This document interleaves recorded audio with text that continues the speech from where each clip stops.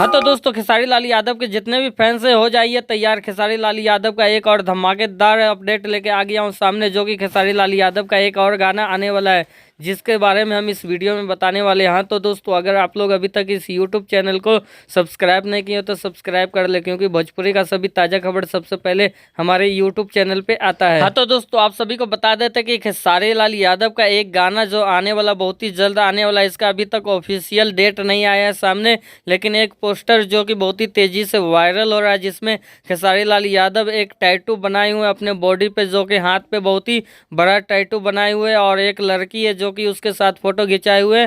और ये गाना का है, कोई भी गाने का ये सीन होने वाला। और इस गाने में खेसारी लाल यादव एक छपरी टाइप का नजर आने वाले हैं, जो कि आप लोगों को स्क्रीन पे ये फोटो दिखाई दे रहा है। तो दोस्तों, आप सभी को बता देते कि ये गाना आप सभी के बीच खेसारी म्यूजिक वर्ल्ड पे आ सकता है। इसका अभी तक कोई भी ऑफिशियल डेट नहीं आया कि ये गाना कब तक आएगा।